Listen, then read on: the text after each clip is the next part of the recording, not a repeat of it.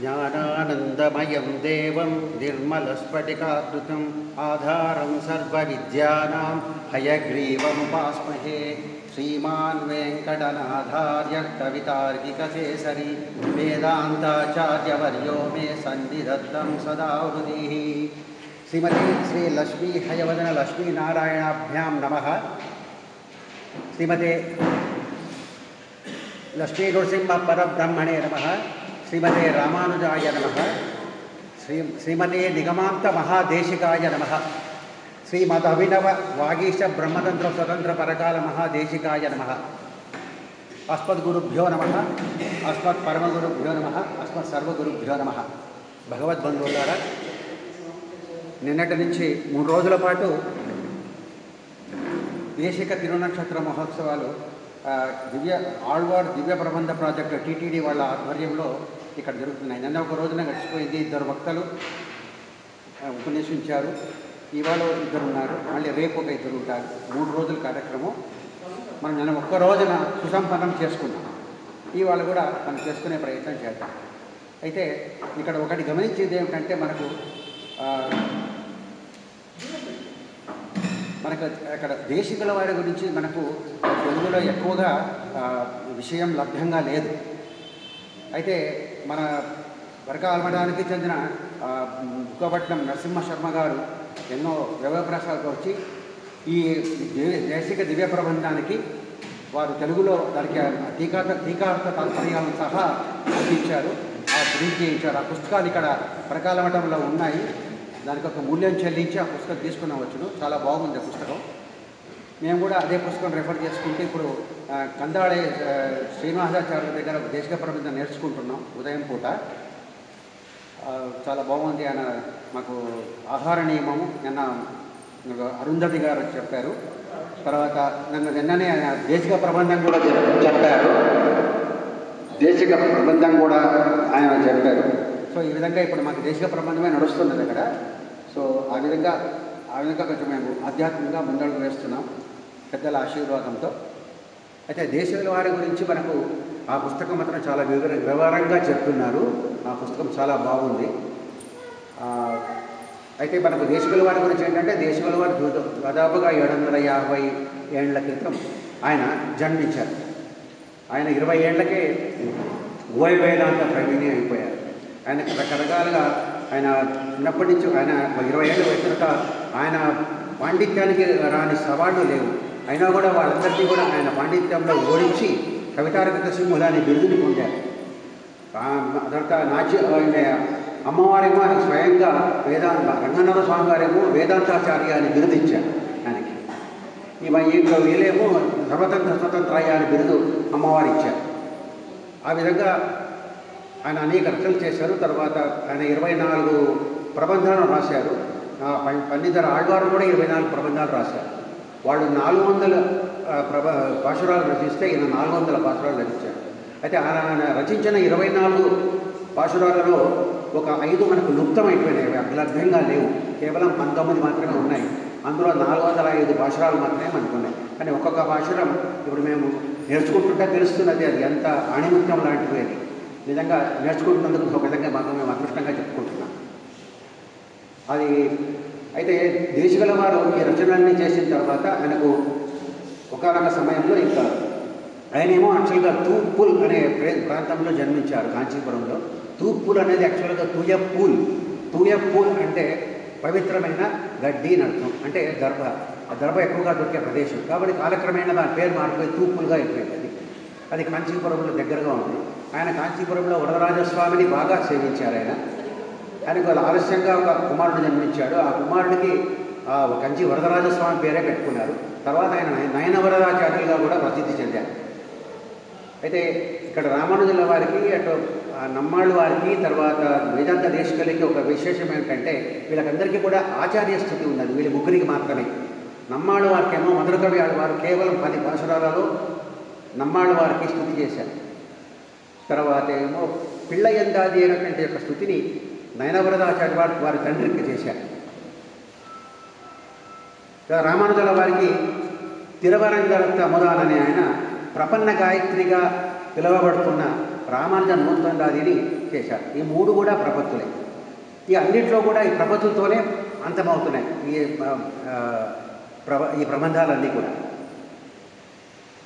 తర్వాత ఆయనకు ఒకసారి వరదరాజస్వామి దగ్గరికి వెళ్ళి ఆయన శరణాగతి చేద్దామనే ఒక కోరిక కలిగింది.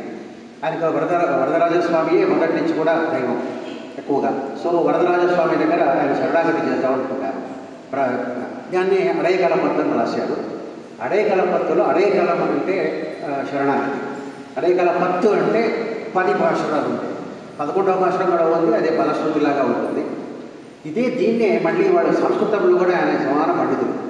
సంస్కృతంలో కూడా న్యాస దశకం అని రచించారు. అది కూడా దశకం, అది కూడా 10. సో సంస్కృతం వచ్చిన వాళ్ళు అదే చదువుకుంటారు, కానీ వాళ్ళు దేశిక ప్రబంధంలోని అడయకలపత్తును సేవిస్తారు. ఏది సేవించినా ఫలితం ఒకటే. అయితే అడయకలపత్తు అనేది ఏంటంటే మనకి ఇది శరణాగతిని సూచిస్తుంది. శరణాగతి సూచించడానికి మనకు అనేక రకమైనటువంటి పురాణ ఇతిహాసాల్లో కలపబడింది. రామానుజుల వారు కూడా శరణాగతి గురించి చెప్పారు. అయితే శరణాగతి గురించి మనకు అడయకలపత్తు అంటే దీర్ఘ శరణాగతి అనేది ఒకటే మన ఇతరులు రాశారు. నమ్మాళ్ళవాళ్ళు రాసిన 23 దీర్ఘ శరణాగతి. ఇవన్నీ కూడా శరణాగతికి ఉపాయాలు చెప్పారు మనకి. అది ఎలా చేస్తే మనకు ఫలితం వస్తుంది, దానివల్ల మనం, ఎందుకంటే మనమంతా వైష్ణవులుగా జన్మించిన తర్వాత మనకంతా ఒకటే ధ్యేయం, మనకంతా ఆ పెరుమాళ్ళ తిరువడికి అనుకోవాలి అంతిమంగా. సో ఆ విధంగానే మన యొక్క అలవాట్లు కానీ సాంప్రదాయాన్ని పాటించడం కానీ ఉండాలి. సో ఆ విధంగా ఆయన పాదాలు పట్టుకుని మనం ప్రసన్నం చేసుకుంటే మనకందరికీ కూడా దొరుకుతుందని అని చెప్పారు. అయితే ఈ శరణాగతిలో దీన్నే ప్రపత్తి, న్యాసం, సన్యాసం, భరణ్యాసం, నిక్షేపం, త్యాగం అని 4 రకాలు పిలుస్తారు. ఇవన్నీ పర్యాయపదాలుగా మనం చెప్పుకోవచ్చు. ఒకదానికి కొంచెం బేసికల్గా అంతా ఒకటి అయినా కూడా కొంచెం తేడాలు ఉంటాయి. బట్ వీటి పర్యాయపదాలుగా మనం చెప్పుకోవచ్చు. శరణాగతి, ఈ శరణాగతి వల్ల మనకు ఏమిటి అల్టిమేట్గా మనకు కావాల్సింది మోక్షం. ఎందుకంటే ఈ జనన మరణాల చక్రంలో పడి మనం కొట్టుకొని పోకుండా పునరపి మరణం, పునరపి జననం, పునరపి జనని, జఠరే శయనం అని కాకుండా మనం కర్మాలను సేవించుకొని సాధ్యమైనంత వరకు మళ్ళీ మనకి పునర్జన్మ అనేది లేకుండా కర్మాలలో ఐక్యం కావాలనేది మన యొక్క సంప్రదాయం పద్ధతిని చూపిస్తున్నది. మన పెద్దలు కూడా అదే అనుసరించారు, మనకు కూడా అదే శిరోధార్యం. అయితే ఈ శరణాగతి అంటే శరణు కోరి ఆశ్రయించడం. అంటే నువ్వు తప్ప ఇతః పరం వెరుగ, అన్యథా శరణం నాస్తి, త్వమేవ శరణం మమ దేవ దేవ, తస్మాత్ కారుణ్య భావేన రక్ష జనార్దన అనేటువంటిది మనకు తెలుసు అందరికీ. చెప్తాం మనకు బాగా అలసిపోయినప్పుడు, బాగా మనకి కష్టాలు వచ్చినప్పుడు ఏమంటాం? భగవంతుడా, ఎందుకే కష్టాలు, భగవంతుడా నీవే నన్ను కాపాడు తండ్రి అని మనకు తెలియకుండానే మనం భగవంతుడిని ప్రార్థిస్తాం. అదంతా కూడా శరణాగతి కిందకే వస్తుంది. అయితే శరణాగతిలో కాపాడుటకు వేరే గతి లేక భగవంతుడే ఉపాయం అడుగుతున్నాం. నువ్వే తప్ప మాకు వేరే వగ లేరు, మాకు దారి చూపించిన వాడి నువ్వే, దయచేసి మనం కాపాడు తండ్రి అని అంటున్నాం. ప్రపత్తి అంటే కొంచెం చిన్న అర్థం భేదం ఉంటుంది.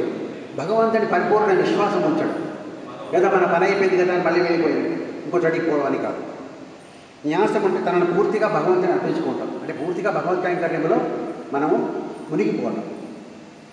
సన్యాసం అంటే మంచి విధముగా భగవంతుడికి అప్పగించుట, మనల్ని మనం శుద్ధిగా అప్పగించుకోవడం.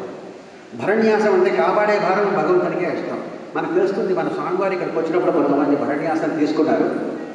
భరణ్యాసం తీసుకున్నప్పుడు మనం అన్యథా శరణం నాస్తి, త్వమే శరణం మమ దేవత చెప్తూ వారికి దండ ప్రమాణాలు చేస్తూనే ఉంటాం. వారు మళ్ళీ వద్దునేదాకా, ఎందుకంటే వారికి ఆదేశం రావాలి. వాళ్ళకి ఆదేశం వస్తే మనకు అనుగ్రహిస్తారు, అనుగ్రహిస్తే మనం అప్పుడు ఆపేస్తాం.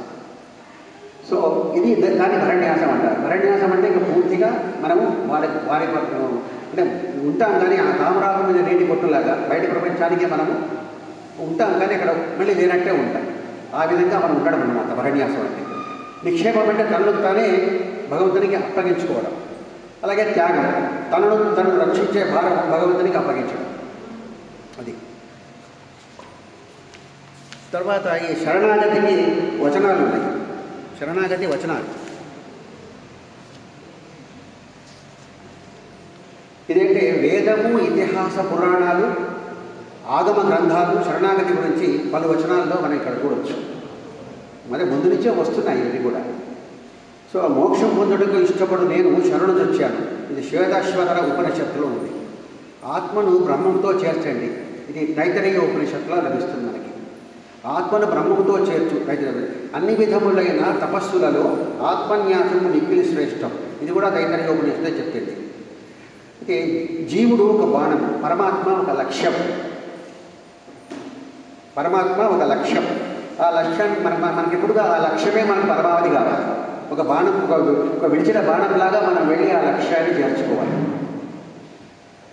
అయితే ప్రపత్తి చేసిన వాడు మరణదండనార్హమైన తప్పు చేసినా కూడా శిక్ష నుంచి తప్పించుకుంటాడు. అంటే చెయ్యమని కాదు, అంటే దానికి అంత పవర్ ఉంటుందని అర్థం. ప్రపత్తి ఒక్కసారే చేసినా వారికి అభయమిస్తారు. శ్రీమద్ రామాయణంలో శ్రీరాముని శపథం అది మనకు తెలుస్తుంది. అక్కడ విభీషణుని శరణాగతి వస్తుంది. విభీషణుడు రావణుడిని వివేదించి బయటికి వచ్చినాక శరణాగతికి వస్తాడు. నేను శరణు వచ్చాను, నీ దగ్గర ఉంటానని. అయితే ముందు సుగ్రీవుడు వాళ్ళంతా అంటారు, అతను మన విరోధి తమ్ముడు, మనం అతను శరణు కూడా వింటవడం సబబు అని అంటారు. అప్పుడు ఆంజనేయుడు విభీషణుడు అంటే ఏమో తెలిసినవాడు, వెళ్ళి చూసి వచ్చినవాడు. అప్పుడు ఆంజనేయ స్వామి రాముల వారికి చెప్తారు, ఇతను రాజసుకులంలో ఉండే ఆ తమ్ముడే అయినప్పటికీ కూడా ఈయన పద్ధతి, ఈయన నడుచుకునే పద్ధతి, తర్వాత ఈయన భక్తి ప్రపత్తులన్నీ కూడా వేరుగా ఉన్నాయి. కాబట్టి మీరు నిస్సంశయంగా ఈయనకు శరణాగతి చేయవచ్చు నాకు. అప్పుడు ఆయన కూడా దాని వలన శరణు వస్తే ఈవెన్ యుద్ధానికి వచ్చిన ప్రత్యర్థి కూడా నాతో శరణాగతి అని చెప్తే నేను వెంటనే అతన్ని క్షమిస్తాను అని ఆయన చెప్పారు. అలాగే మనకు సరే భగవద్గీతలో గీతాచార్యులు మన కృష్ణం అంతే జగద్గురు గీతాచార్యులు ఎప్పుడైతే మహాశుచ బాధపడవద్దు, నేనున్నాను, నన్ను మాత్రమే శరణు వేయండి, నన్ను శరణు వేయని వాడికి ఎన్నటికీ ఆపత్తులు సంభవించాం, నేను చూసుకుంటాను. మనకు మహాభారతంలో పాండవులు కృష్ణుడికి బంధుత్వము ఉంది, ప్లస్ ఆయన భగవానుడిని వాళ్ళకు తెలుసు. సో ఆయన ఎన్ని విధాలుగా వాళ్ళని కాపాడారో మనకు తెలుసు. వాళ్ళ వనవాసానికి వెళ్ళినప్పటి నుంచి వాళ్ళు మళ్ళీ యుద్ధంలో గెలవడం దాకా వాళ్ళంతా శరణాగతి చేసి అంత శరణాగతిగా ఉంటారు. అదే వాళ్ళకు ద్రౌపది కూడా మాన సంరక్షణ చేశారు. అంత పెద్ద అంత సభలో అంతమంది ఉన్నా కూడా వాళ్ళు ఏం చేయలేకపోయారు. ఈయన కేవలం కృష్ణ భగవానుని వేడుకోగానే ఆయన మాన సంరక్షణ చేశారు. సో ఇవన్నీ మనకు చాలా వస్తాయి. నీవే నాకు ఉపాయం కావాలననే ప్రార్థనయే శరణాగతి. అది నీకు భగవంతుని వద్ద చేయగలవు. అహిర్బుద్ధ్య సంహితలో ఉంది. శరణాగతి సన్నివేశాలు ఇంతకుముందు కొన్ని ఎగ్జాంపుల్ చెప్పాను. అట్లాగే ఇప్పుడు ఆ సన్నివేశాలు ఎక్కడెక్కడ వస్తాయనేది మనకు తెలుస్తుంది. ఒకటి, ద్రౌపది కౌరవ సభలో వస్త్రాపహరణ సమయంలో మానరక్షణకి శ్రీకృష్ణుడి వేడింది. సో మనకు తెలుసు శ్రీకృష్ణుడు మానవ సంరక్షణ ఎలా చేశారు. అలాగే రాముల వారు వనవాసంలో ఉండగా కాకాసురుడు అనే ఒక రాక్షసుడు కాకి రూపం ధరించి వాడు వనవాసంలో సీతమ్మ వారు రాముడి తొడ మీద పడుకొని ఉండగా ఆయన వృక్షస్థలం మీద పొడుస్తుంటాడు. ఎన్నిసార్లు తరివేసినా మళ్ళీ మళ్ళీ వస్తుంటుంది. ఇలా వచ్చినప్పుడు అది కొంతసేపు అనగా రక్తం కారణం తెలుస్తుంది రాముడికి. రాముడు కోపోద్రిక్తుడైపోయి ఒక్కసారిగా బయట ఎవరు రాయి పని చేసింది వాళ్ళని నేను ఉపేక్షించానని చెప్పేసి ఒక గడ్డి పరక తీసి దాని మీద బ్రహ్మాస్త్రాన్ని మంత్రాన్ని ప్రయోగించి వదులుతాడు. కాకాసురుడిని ఇంకా భయం పట్టుకుంది, వచ్చిందంటే అని ఆయన 3 లోకాలు తిరుగుతాడు. ఎక్కడ తిరిగినా కూడా ఆయనకు ఎవరు రక్షణ ఇవ్వరు. సరే ఆయనకే జోటకం అవుతుంది, ఓహో నన్ను ఎవరైతే శిక్షించాలని అనుకున్నారో నేను వారినే శరణు వేడే, అంత తప్ప వేరే నాకు దిక్కు లేదు అని చెప్పేసి ఆయన మళ్ళీ ఇక్కడికి వచ్చి అంటే నేరుగా శ్రీరాముడి వేడకుండా అమ్మవారి కాళ్ళ మీద పడతాడు. అమ్మవారి దగ్గరికి వస్తే కొంచెం అక్కడికి వెళ్ళి అనుకో సీరియస్ నాకు తగ్గుతుంది కదా అని అయితే అమ్మవారు చెప్పిన తర్వాత ఆయన అంటాడు, సరే నేను క్షమిస్తాను, కానీ బ్రహ్మాస్త్రం ఒకసారి ప్రయోగిస్తే తిరుగులేదు, అది తప్పకుండా లక్ష్యాన్ని చేరవలసిందే. ఇప్పుడు చెప్పుని ఏం తీసుకోవాలి అంటే కదా, ఈ ప్రాణం తీసుకోవాలి కానీ ఏం లేదు, కొన్ని కాలు తీసేయని అంటాడు. అబ్బాయి కాలు వద్దండి, నేను కాలు తీసేస్తే నేను అలా పోతానంటాడు. తర్వాత పోనీ నేను రెక్కలు ఇస్తా అంటాడు. నువ్వు రెక్కలిస్తే ఎట్లాగే నేను పైకి ఎగరాను కదా అంటాడు. పోనీ నేను ముక్కు తీసేసుకుంటానంటాడు. అయ్యో ముక్కు తీసేస్తే నాకు ఆహారం ఎలా స్వామి అంటాడు. పోనీ నువ్వే చెప్పు నాకు ఎలా తీసుకోవాలంటే, నాకు 2 కళ్ళు ఉన్నాయి స్వామి, ఒక కన్ను తీసేయండి. సో ఆ విధంగా ఒక కన్ను తీసేసి ఆయనకి ఏంటంటే ప్రాణాపాయాన్ని తప్పించి ఒక చిన్న క్లేశంతో ఆయన్ని శరణాగతి వచ్చేలాగా చేశాడు. తర్వాత ఇది మనకు ఎక్కడ వస్తుందంటే సుందరకాండలు, వాల్మీకి విరచితమైన రామాయణంలోని సుందరకాండలు. హనుమంతుల వారు సీతమ్మ వారు దర్శనం చేసుకున్న తర్వాత రాముడు వారు ఇచ్చినటువంటి అంగుళీకం ఆమె ఇచ్చేసి ఆమె నుంచి చూడమని తీసుకుంటే తర్వాత ఆయన అడుగుతారు, అమ్మ ఇది కాకుండా ఇంకేమైనా అభిజ్ఞాతాలు ఉన్నాయా, ఇంకా ఏమైనా గుర్తులు ఉన్నాయా స్వామికి చెప్పడానికి అంటారు. అంటే అప్పుడు ఈ వృత్తాంతం చెబుతూ ఏమంటుంది, అలాంటి చిన్న కాకాసురుడి మీదనే బ్రహ్మాస్త్రం వేసిన వాడు నేను ఇక్కడ ఇన్నాళ్ళ బట్టి ఉన్నాను, నాకు శిక్షడానికి రాలేదేమిటి నా నాథుడు అని అంటుంది. సో అప్పుడు మీరు నేను తప్పకుండా చెప్తాను, అందరూ వస్తారు అని ఆంజనేయుడు కూడా అభయమిస్తాడు.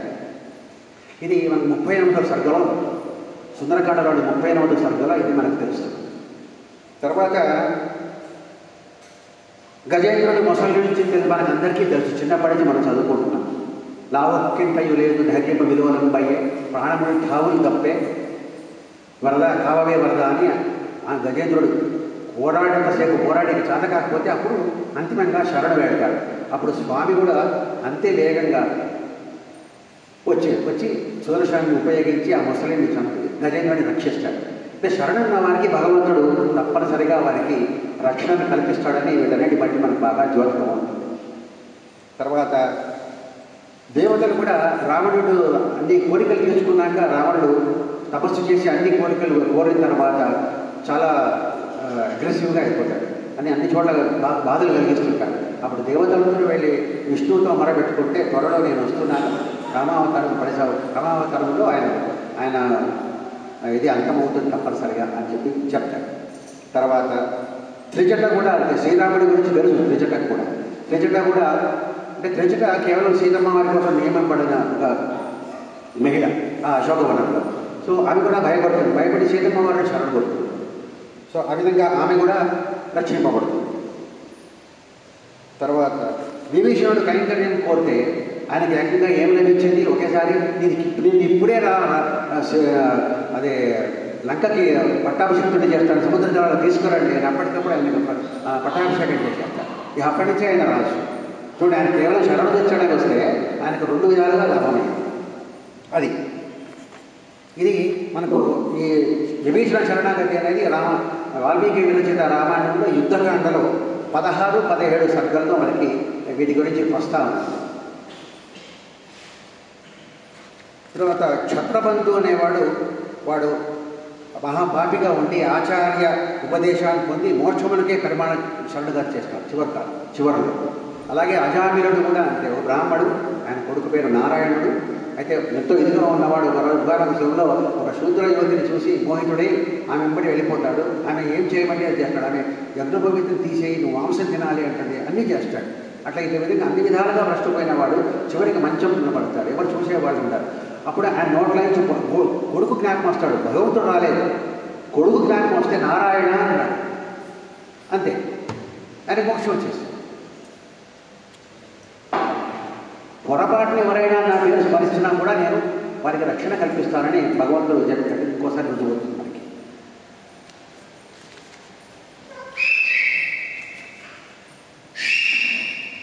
అయితే ఈ శరణాగతి ఎట్లా, ఏం చేసే పద్ధతి ఏంటి? శరణాగతి గురించి దేశకుల వివరణ. తాను కోరిన ఒక ఫలమును వేరే ఏ రీతిలోనూ సాధించలేడు. దాన్ని సాధించి ఇవ్వగల సమర్థుని తను వశపరచుకోవడం. భగవంతునికి మనము దాస్యం చేయడమే, వేరే మార్గం లేదు. మనకు కావాల్సిన తీరాలి అంటే మన భగవంతునికి చేయించాలి. ఈ మొత్తం మన భారాన్నంతా భగవంతుడికే అప్పగించాలి. అప్పుడు మన భగవంతుని మీద సంపూర్ణ విశ్వాసం కూడా, ఏమో ఇది చేస్తాడో లేదో, ఇంకో భగవంతుని పెడుతున్నామా అని అంటే అక్కడ పోతుంది. అందుకని ఒక భగవంతుని మన ఇంటి పెరుమాళ్ళు కానీ, లేకపోతే మనం ఎప్పుడు కోవెలకు వెళ్ళే ఆ పెరుమాళ్ళు కానీ మనం ఒకరిని పట్టుకుని వారిని శరణు కోరితే మనకు తప్పకుండా శరణం చేస్తారు వాళ్ళు. తర్వాత దీంట్లో రకరకాలుగా 6 ఉన్నాయి ఈ శరణాగతిలో. ఆనుకూలస్య సంకల్పం అంటారు. భగవంతునికి అనుకూలంగా ఉంటానని చేయు సంకల్పం. నేను భగవంతునికి ఎల్లవేళలా సంకల్పాన్ని అనుకూలంగా ఉంటాను అని. ప్రాతికూలస్య వర్జితం. ప్రతికూలంగా ఉండవలసినటువంటి ఏ పని కూడా నేను చెయ్యను అని అనడం. మహావిశ్వాసం, భగవంతుడంటే ఇంకా అచంచల విశ్వాసం కలిగి ఉండడం. అట్లే గోప్తృత్వ వర్ణం, అంటే భగవంతుని ఉపాయం కావాలి అని వేడుకోవడం. నిన్నే శరణు వచ్చాను, నా సమస్య ఏమిటో, నాకు దానికి సమాధానం ఏమిటో అంత నీ దగ్గరే ఉంది స్వామి, నువ్వు వినా నాకు వేరే రక్షణ ఎవరు లేరు అని మనం అనడం. తర్వాత నిక్షేపం, సమర్పణం, మనల్ని మనం భగవంతునికి అర్పించడం. అయితే ఈ భగవంతునికి అర్పించడంలో కూడా మళ్ళీ 3 అంశాలు ఉన్నాయి. అదేంటే ఆత్మ సమర్పణం, ఆత్మయను తనను అప్పగించడం. భరణ సమర్పణం, కాపాడే బాధ్యతను కూడా అప్పగించడం. ఫల సమర్పణం, మనకు ఫలమును కూడా మనం ఆశించకుండా ఫలాన్ని కూడా ఆయనకే సమర్పించడం. మళ్ళీ ఇవన్నీ చేరితేనే మనకి శరణాగతి అవుతుంది. అయితే ఈ శరణాగతి ఎవరెవరు చేస్తారు, ఎవరు చేస్తారు, ఎవరు చేయొచ్చు, ఎవరికి వాళ్ళే చేసుకోవచ్చా, ఒకసారి చేసినా ఫలితం ఉంటుందా అనేది రకరకాలుగా మనకు సమాధానాలు చెప్పారు మన దేశకుల వారు. ఎవరికి వారు తామే శరణాగతి చేయడం అనేది స్వనిష్ట. కొందరు నిష్ట కలిగి ఉంటారు వాళ్ళు. ఇప్పుడు కొంతమంది చూస్తుంటాం మనం ఇక్కడ, మనమంతా సమాశ్రయం మన గురువుగారు వస్తే చేసుకుంటాం. కొందరు స్వయం ఆచార్యులు ఉంటారు, వాళ్ళ ఇంట్లో వాళ్ళ పెద్దలే వాళ్ళకి శంకుచక్రాలు చేస్తారు. అలాగే ఇక్కడ స్వనిష్ఠులు కొంతమంది ఉంటారు, అంటే వాళ్ళు ఒక మెట్టు పైన ఉండి వాళ్ళ భగవంతునికి కొంచెం దగ్గరగా ఉంటారు. సో వాళ్ళు చేస్తారు, వాళ్ళకు వాళ్ళే చేసుకుంటారు. ఆ తర్వాత ఆచార్యులను ఉపదేశం చేసి శరణాగతి. మనం ఎవరైనా ఆచార్యుల దగ్గరికి పోయినప్పుడు వాళ్ళు మనకు ఉపదేశం చేస్తారు. ఆయన నేను ఉపదేశం చేస్తున్నాను, ఇది నువ్వు విడవకుండా పాటించు, దీన్ని విడవకుండా మననం చెయ్యి అని అంటారు. ఆ తర్వాత తనకై సరే నువ్వు అనక్కర్లేదు, నేను చేస్తాను నీకోసం అని ఆచార్యులే మన కోసం చేసినట్టు. ఇవాళ రేపు మనకంతా ఆచార్యులే మన కోసం చేస్తున్నారు. మనం భరణ్యాసం చేసినప్పుడు కూడా ఆచార్యులు మన కోసమే ప్రార్థిస్తారు. ఆయనకు అనుకుని వచ్చినప్పుడే మనం ఆపాలి. తర్వాత భాగవతులు ఒకరు వీరికే శరణం చేయటం, భాగవతం ఇష్టం. ఎవరైనా భాగవతులు కూడా ఉంటే ఆ భాగవతులకు కూడా వాళ్ళకు కూడా మనం చెప్పచ్చు. తర్వాత ఇంకా కొన్ని మనం ఇక్కడ ఉదాహరణ చూడవచ్చు. తనకై ఆచార్యులు చేయవచ్చును, అట్లా ఆచార్యులు చేయ శరణాగతిలో మనము భాగం వహిస్తే చాలు, ఆ ఫలితం మనకు ఖచ్చితంగా వస్తుంది. అదేంటి అంటే భరత ఆళ్వారు ఉన్నారు, ఆయన నందిగ్రామంలో ఉన్నారు. అక్కడ పోకుండా ఆయన సింహాసనం మీకు చేయలేదు, నువ్వు వచ్చేవాడు నేను ఇక్కడే ఉంటాను, నీ పాదుకలు నీ పాదుకలు రాజ్యం వెళ్తాయి అన్నాడు. అప్పుడు భరత ఆళ్వారు శరణాగతి చేసినప్పుడు దానిలో భాగం వహించిన అయోధ్యానగర ప్రజలందరూ కూడా శరణాగతి ఇవ్వబడ్డారు.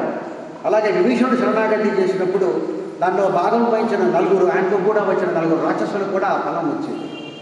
త్రిజట శరణాగతి చేసినప్పుడు దానిలో భాగం వహించి ఆమెతో ఉన్న రాక్షసీ గణము కూడా ఫలము పొందింది. మానవుడు మృగమో పక్షియో ఎవరైనా వైష్ణవుని ఆశ్రయించి వారికి దాసులై ఉన్న వారి పరమపదమును పొందగలరు. ఇది శాండిల్య స్మృతిలో చెప్పారు. శ్రీ రామానుజులు సంసారమును దాటినప్పుడు వారితో ఉన్న సంబంధంతో మనము దాటగలము అని మొదలయాని అని అని చెప్పారు రామానుజులు. కాబట్టి ఈ శరణాగతి యొక్క గొప్పదనం ఇతర ఉపాయముల వలె కాకుండా శరణాగతి గది కొన్ని గొప్పతనాలు కలవు. అవి ఏంటంటే అందరూ చేయదగ్గది, దీనికి అందరూ అర్హులే, ఇది అన్ని పాపాలని పోగొట్టగలదు, అన్ని ఫలములను ఇవ్వగలదు, మోక్షాన్ని ఇవ్వగలదు. ఒకసారి చేస్తే చాలు, కొన్ని నిమిషములలో చేసి ముగించవచ్చు. చేయటకు ఆరంభించిన తర్వాత విఘ్నములు ఉండవు. ఇది చేసిన తర్వాత వేరే ఉపాయం అనుష్ఠిస్తే బ్రహ్మాస్త్రం వలె ఇది ఫలం ఇవ్వదు. నమ్మకం లేకపోవడం అలా చేయకూడదు. ఒక మీద మనం శరణాగతి చేసినప్పుడు వారి మీదనే మనకు నమ్మకం ఉండాలి. అందుకని గొప్ప విశ్వాసం కలవడం ఒక కారణం, ఒక గుణం అని చెప్పాం కదా. అది ఒకరికై ఇంకొకరు చేయడం కూడా అవకాశం ఉన్న ఉపాయం. ఒకరు చేయలేని అశక్తులై ఉంటారు, వారికి ఇంట్లో పోవని ఉండదు, వారి కోసం ఇంకొకరు చేయొచ్చు. దానివల్ల ఫలితం ఎట్లా ఉంటుందంటే, ఇది ఇంట్లో పిల్లవాడు పుట్టిన తర్వాత ఆయుష్యోగం చేస్తారు. ఆ చిన్న పిల్లవాడికి ఏం తెలియదు, కానీ చేసేది ఎవరి కోసం? ఆ పిల్లవాడి కోసమే. కానీ చేస్తున్న దేవుడు ఆ పిల్లవాడి తండ్రి. కానీ తండ్రి చేస్తే తండ్రికి వస్తుందా ఫలం, పిల్లవాడికి వస్తుందా? పిల్లవాడికే వస్తుంది. ఇది కూడా అలా.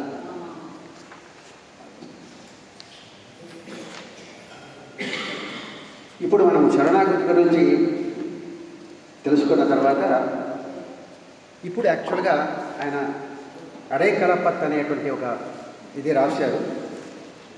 దాంట్లోని ఒక్కొక్క భాషలో మనం సంధించి దాని అర్థం కూడా తెలుసుకునే ప్రయత్నం చేద్దాం. பத்தி முதலாமவற்றில் பதியனக்கு கூடாமல் எத்திசயமுழுந்தோடி இளைந்து மிகும் காகம் போல் முத்தித்தரும் நகரேல் முக்கியமாம் கச்சிதனில் அத்திகிரியருளாளக்கு அடைக்கலம் நான் புகுந்தேனே.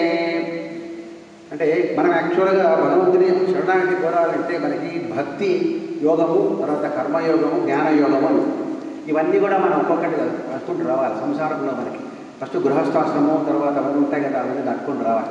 అది ఎన్నో ఏళ్ళు పడుతుంది, అప్పటికి మనకి అవకాశం ఉంటుంది ఉండదు. మరి భక్తి నాకేం తెలియదు అంటున్నాను. నాకు ఈ భక్తి గురించి, వాడి గురించి, యోగాల గురించి నాకు తెలియదు. నేను నిన్నే నమ్మినాను, నువ్వు ఒక్కడవే నన్ను గడదీర్చగలవాడు అని చెప్పేసి నాకు నమ్మకం అని నీ మీద శరణాగతి చేస్తున్నాను అంటే అప్పుడు ఆయన మనం ఎక్కడెక్కడికో వెళ్ళాము కానీ నాకు సరైనటువంటి సమాధానం లభించలేదు అని అన్నారు. శ్రీరాముడికి శరణాలలో పడిన కాకాసురుని వలె మోక్షాన్ని ఇచ్చే పుణ్యనగరాలు కాంచీపురంలో హస్తగిరినాథుడైనటువంటి వరదరాజస్వామి పాదాలను నేను ఆశ్రయించానని మనకు ఆయనే చేస్తున్నట్టుగా చెప్పారు. నిజానికి ఆయన కోసమే చేసుకోలేదు. ఆయన గొప్ప మహానుభావుడు, దైవాంశ గలవాడు, ఘంటావతారుడు ఆయన అంతే. ఇవన్నీ చెప్పడం మన కోసమే, మనల్ని ఉద్ధరించడం కోసమే. అది తర్వాత అనన్యగతిత్వం, అది పైన చెప్పింది ఏమంటే అకించన్యం అంటారు దాన్ని. అకించన్యం అంటే మనకి ఏమీ తెలియకపోవడం దాని గురించి. సంపూర్ణంగా శరణాగతి చేయడం ఒకటే మనకు తెలుసు, మిగతావి మనకు తెలియవు. అది అని అకించన్యం అంటారు. అనన్యగతిత్వం అంటే షడేముడయం షదముగనెன்று ఇవర్ முதலாந்தரவெல்லாம் அடையவினை பயனாகி எழுந்து விடும்படிகண்டு கடிமராள் பிரியாத கட்சி நகரத்திகிரி இடமுடைய அருளாளர் இணையடிகளடைந்தேனே. ఇదే ఇలా చెప్పింది ఏంటంటే షడేముడయం అంటే జటాముడి గలవాడు, జటాజూటం గలవాడు అంటే శివుడు. నాన్ముఖన్ అంటే బ్రహ్మ. ఇవన్నీ కూడా యాక్చువల్గా శివుడు కానీ బ్రహ్మ కానీ ఇవన్నీ కూడా పదవులు. వారి వారి కర్మబలముల చేత వారికి ఆ పదోన్నతి లభించి ఆ పదవుల్లో కూర్చున్నారు. ఎట్లాగైతే మనం ఆఫీసుల్లో కూడా ప్రమోషన్ తీసుకొని కూర్చుంటామో అలా. అది కేవలం పదవి, ఆ పదవిలో ఎవరైనా రావచ్చు. అలాగే ఇది కూడా అంతే. కాబట్టి అది శాశ్వతం కాదు. కానీ శాశ్వతమైనది ఏది అంటే చక్కటి పరిమళాన్ని కలిగిన ఒక పుష్పంలో లక్ష్మీదేవి ఉన్న లక్ష్మీదేవిని విడిచి ఉండని వాడు. కాంచీపురంలో హస్తగిరి నివాసంగా ఉన్న వరదరాజస్వామిని నేను ఆశ్రయిస్తున్నాను. ప్రతి చోట ప్రతిసారి చివరిలో అని మనం చెప్తారు. అంటే మనల్ని ఉద్దేశించి మనకట్లా ఉండమని ఆయన ఉద్దేశం. తర్వాత ప్రపత్తికి ఎవరు అందరూ అధికారులే అని ఈ కింది భాషలో చెప్తుంది.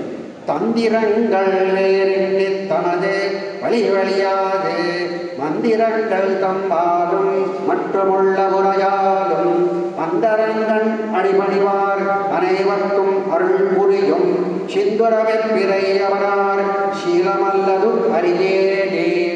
భక్తి ప్రపత్తులు తారతమ్యాన్ని చూసి భక్తి మొదలైన ఉపాయాంతరాలు స్వీకరించకుండా శాస్త్రాలలో మనకు విధించబడిన వర్ణాశ్రమ ధర్మాల మార్గం వదలకుండా వేదమంత్రాలతో పూర్వాచార్యుల వాక్యాలతో తన శ్రీచరణాలను ఆశ్రయించే వారి అందరినీ హస్తగిరినాథుడైన వరదరాజస్వామి కరుణిస్తాడు.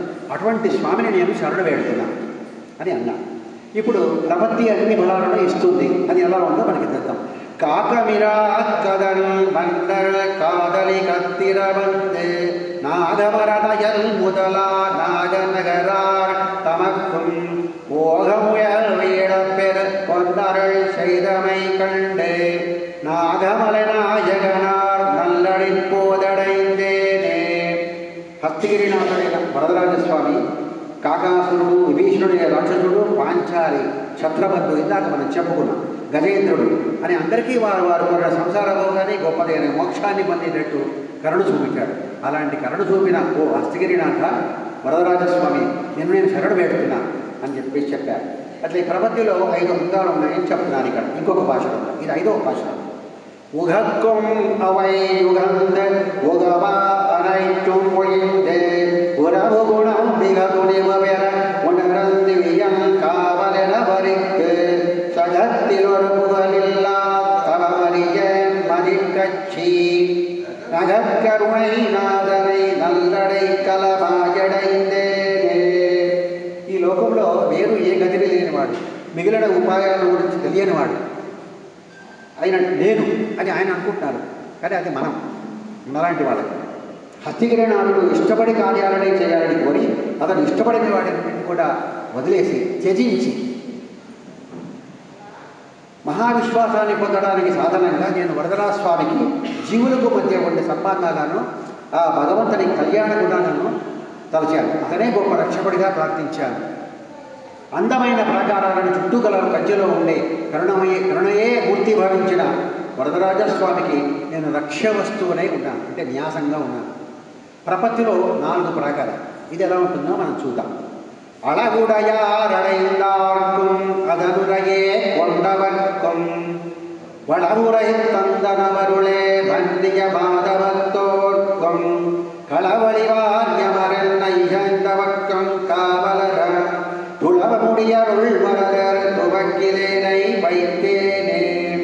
మనం ఇందాక చెప్పుకున్నట్టుగా స్వనిష్ఠులు, ముక్తినిష్ఠులు, ఆచార్యనిష్ఠులు, భగవదనిష్ఠులు వీళ్ళందరికీ మనము వీళ్ళందరి ద్వారా కూడా మనం శరణాగతిని చేసే ఉపాయాన్ని ఆలోచించవచ్చు. అలాంటి వాళ్ళందరికీ కూడా ఆయన రక్షకుడే ఉన్నాడు. మనం ఎవరి రక్షణ కోరినామో వాళ్ళకి రక్షకుడుగా ఆయన ఉన్నాడు. అదే కర్ణమూర్తి భవించిన వరదరాజస్వామి నిన్ను నేను నిలుపుకునే ప్రయత్నం నేను చేస్తున్నానంట. ఒక ఫలం కోసం ప్రపత్తిని చేయడం ఒక్కసారి అని అది ఇంకొకటి ఎలా ఉందో చూద్దాం. ఉమదడిగల్ అడైగిన్రేనెன்று ఒరుగాల్ ఉరైతవరై அமஜவிலியம்பவர்வோர் அஞ்சலநகரம் வைத்தும் தமதனைத்தும் அவர் தமக்கும் ஒழுங்கியும் தாம் மிக விளங்கும் அமைவுடைய அருளாளர் அடியினை అడైందేనే. మీ శ్రీచరణాలను శరణంగా ఆశ్రయిస్తున్నాను అని ఒకసారి పలికి వరణ్యాసం చేసేవాడికి ఫలాన్ని పొందడానికి వరణ్యాసమే చాలు అని చెప్పి ఆయన పలికేటట్టుగా భయం తీర్చి అభయముద్రను చూపించిన వరదరాజస్వామి నిన్న నేను శరణు తెచ్చుతున్నాను అని అన్నారు. సరే, ప్రపత్తి తర్వాత మనం ఏముండాలి? సరే, ప్రపత్తి చేస్తాం, అది ఒప్పుకున్నారు, మన ప్రపత్తికి ఉన్నాం. అది ప్రపత్తి తర్వాత మనకు ఉండవలసిన లక్షణాలు ఏమిటి అది మనకి ఇప్పటికీ తెలుస్తున్నది. தென்மை குறையாமைக்கும் இறகைக்கும் தீவினையால் உண்மை மரபாமைக்கும் உளமதியில் உகைக்கும் தன்மை கடியாமைக்கும் தரிகைக்கும் தணிகைக்கும் வன்மை உடை அருளாளர் வாசகங்கள் మరవేనే. మహావిశ్వాసం ఏ కొరత లేకుండా ఉండడం కోసం, జ్ఞానభక్తులు పూర్ణంగా నిలిచి ఉండడం కోసం, పూర్వపాప కర్మల వల్ల యథార్థ జ్ఞానం మరుగుపడకుండా ఉండడం కోసం, నాకు గల తత్వజ్ఞానంతో నేను ఆనందించడం కోసం, అంటే దాన్ని నైత్యం అంటారు. అంటే మనకు తెలియని దాన్ని మనం తెలుసు అనుకోవడం నైత్యం కిందికి వస్తుంది.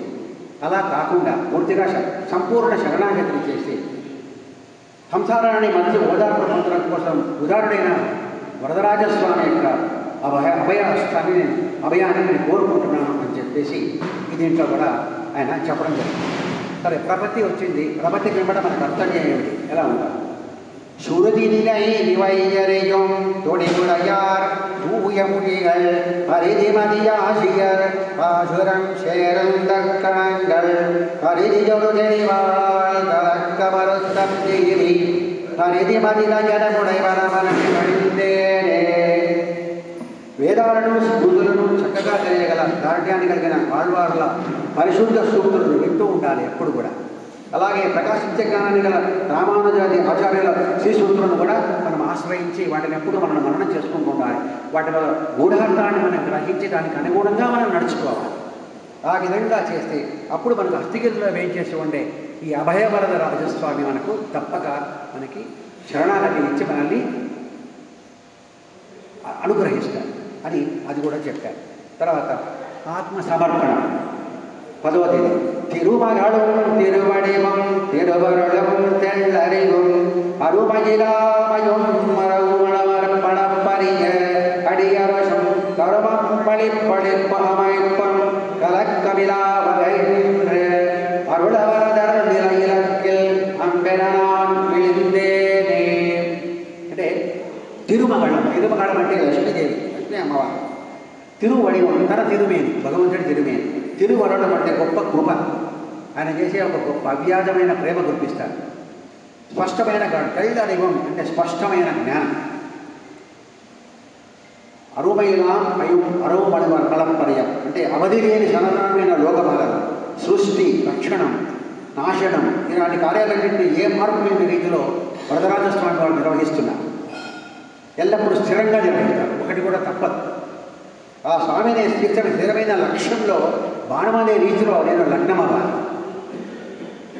శ్రీ వరదరాజస్వామి లక్ష్మీదేవిని ఏనాడు విశ్లేషించని వాడు, దర్శించి వారి మనస్సును అపహరించి దివ్యమంగళ విగ్రహం కలవాడు. తనను ఆశ్రయించిన వారికి పూర్ణమైన తనకు ఉన్నదంతా ఇచ్చేసినా కూడా ఇంకా దివ్యంగా వెలిగిపోయే స్వామి, అంత కరుణాంతరంగుడు, అన్నింటినీ సృష్టించి పాలించి లయమనొచ్చువాడు. ఈ స్వభావాలు వరదరాజస్వామిని వీడి ఏనాడునూ ఉండవు. ఇట్టి వైభవం గల స్వామి శ్రీపాదములను విశ్లేషించని రీతిలో మనమంతరం కలిసి ఉన్నామని చెప్పేసి ఆయన మనకు తెలియజేస్తారు. ఇప్పుడు ప్రబంధ నిగమనం. ఆరువయల్ వేరిల్లా అడియవర్గల్ అனைவர்க்கும் ஆறுமதல் பயனும் இவையருளாலும் பலகாலும் ஆறு பயனவே கண்டு அருளாளர் அடியினமேல் கூறியன குணவுரைகள் இவபத்தும் கோதிலவே.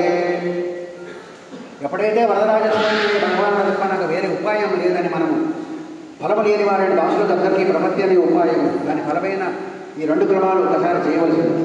పల్మార్లు అనుభవించి తెలుసుకొని వరదరాజస్వామి శరణాలను రెండింటినీ ఉద్దేశించి పాడిన గొప్ప గుణాలను గల శ్రీశుద్ధులైన ఈ 10 పాసురాలు ఏ విధమైన దోషం లేకుండా ఎప్పటికీ ప్రకాశిస్తాయి. ఇలాంటి మహత్తరమైనటువంటి ఎన్నో రచనలు చూశారు మన పెద్దలందరూ కూడా వీటిని బాగా విశ్లేషించి ఇవన్నీ కూడా నిత్యానుసంధానంలో చేర్చారు.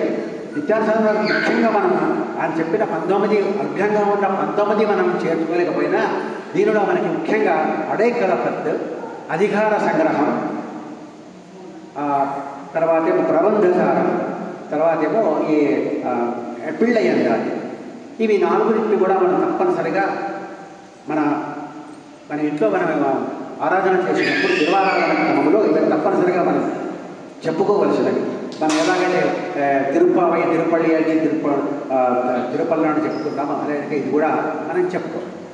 తర్వాత ఇది జనరల్గా ఏంటంటే మనకి అనధ్యయన కాలంలో మనకు ద్రవిడ ప్రబంధాన్ని అభ్యసించారు. అప్పుడు మనకు ద్రవిడ ప్రబంధమే రేపు డిసెంబర్ 5 నుంచి మనకు అనధ్యయనం వస్తున్నది. సో అప్పుడు దేశిక ప్రబంధమే సాగిస్తారు. ఒక్క తిరుపతి అల్చి, తిరుప్పావి తప్ప మిగతా చెప్పరు.